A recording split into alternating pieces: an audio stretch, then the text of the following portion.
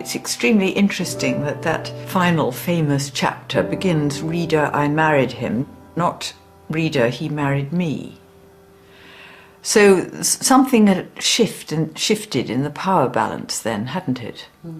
She had got her tamed lion. Jane Eyre's story is one of triumph over adversity. Charlotte Bronte's own destiny, though, was rather more muted. I mean, it's easy to see her as this hopeless spinster with no chance of marriage, but she was actually proposed to by 3 separate men before she finally accepted Arthur Bell Nicholls. She sort of fell in love with him after they got married, and it's terribly sad. In fact, it's almost making me cry, it's so sad, that she only lived for 9 months after they married, because I think she felt genuinely loved for the first time in a long time.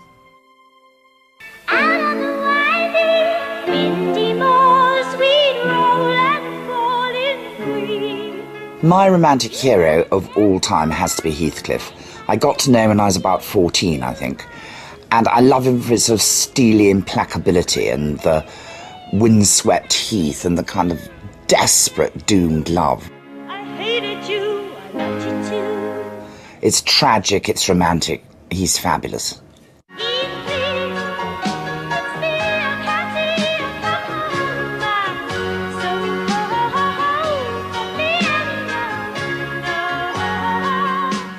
When we were at university, the only thing I really remember about the seminar on Wuthering Heights was that we all went to the pub afterwards and discussed whether Heathcliff wears any underwear, and I think we concluded that he probably doesn't. He probably goes commando. He's a kind of rugged guy who likes to take a risk. He likes to swagger and kind of with a little glint in his eye which says, "Oh, I know something that you don't know, and wearing no pants."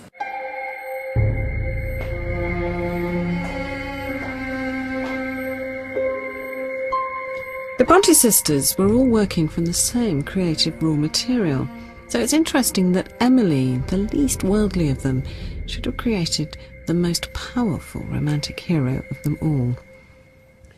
The image of Emily Bronte striding across the moors with her dog Keeper and her pet hawk is a fabulously potent one. But actually we know almost nothing about Emily, partly because she was pathologically shy. But that hasn't stopped many people from speculating as to the true origin of her famous hero, Heathcliff. Heathcliff is a foundling brought up by Mr. Earnshaw of Wuthering Heights. In the book he's dark, brooding, and his origins are determinedly shrouded in mystery. Everybody wants Emily Bronte to have been in love with a Heathcliff, and everybody wants there to be an original of Heathcliff. And there isn't an original, not a real person. What he is an amalgam of all the men that she'd been writing about since she was a very small child in her Gondel world, her imaginary world. And he is based on the Byronic figures, he's based on the Shakespearean villains, the incestuous love affairs that you get in Shakespeare, all the murder and all the terrible acts of violence. Those are all feeding into the Heathcliff character. And he is totally and utterly a figment of her imagination. In a way, I fell in love with Heathcliff when I read the book. I found him such a powerful character. He's got quite an evil side, but on the other hand, he's so adoring of Cathy. And I think a lot of the time women like that feeling that somebody might be quite a sort of a powerful, not even very nice person, but if they have this overwhelming love for you, somehow you can forgive that. Heathcliff and Cathy have become the brand leaders in romantic passion. Their feelings for each other are so strong, they virtually transcend language.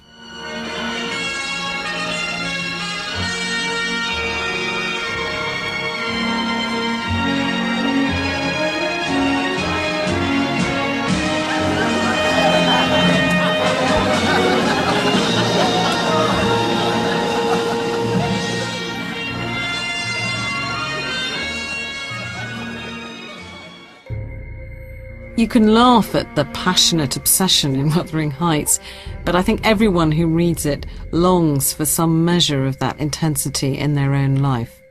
If I'd had a daughter, which I haven't had, I would have been happier if she had loved Heathcliff than if she'd loved Darcy.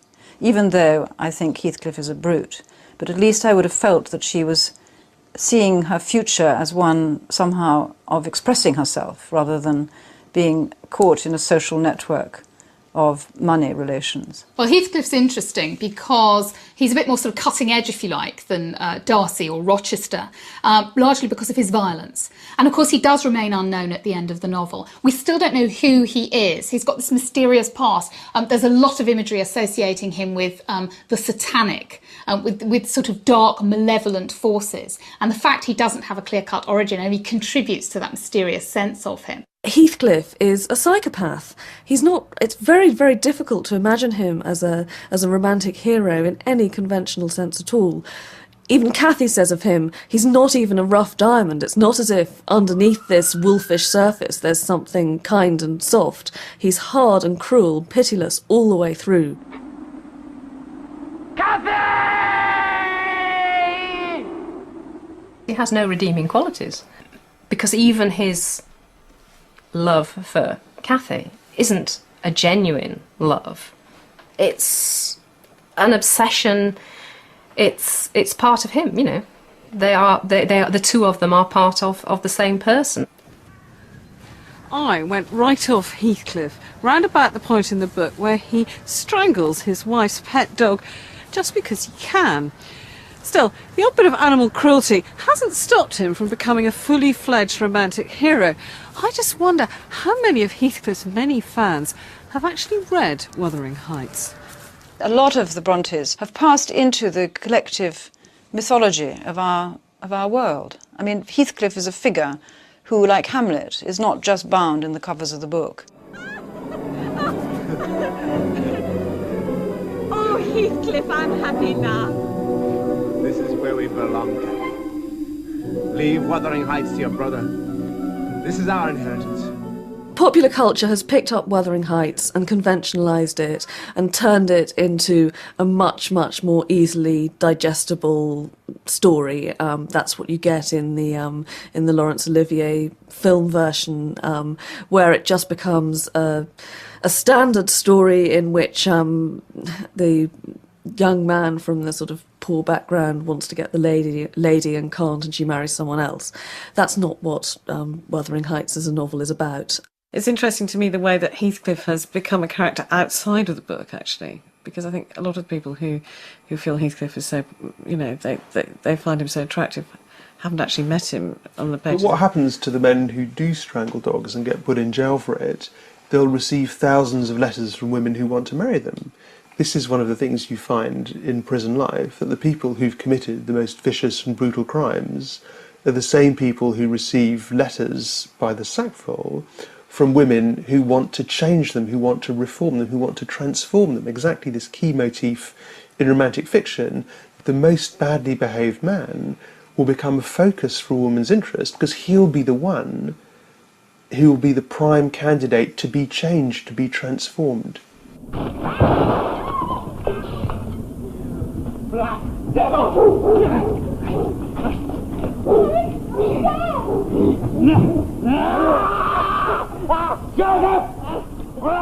Much more than a love story, Wuthering Heights is a chronicle of emotional and physical abuse across generations. When Heathcliff loses Cathy to Edgar Linton, he revenges himself by torturing all who bear the Linton name, even those who have done Heathcliff no wrong at all. And you could ask, what's so romantic about that? No Linton ever escapes me! If you take Dr. Johnson's definition of romantic, he incorporates the notion of wild landscape. And I think Wuthering Heights is as much to do with the wild landscape inside our hearts and our emotions as anything else. It is supra convention and society and culture. This is to do with untrammelled, violent, often repulsive feelings that rage in us, and Emily Bronte was able somehow to use her setting to do this.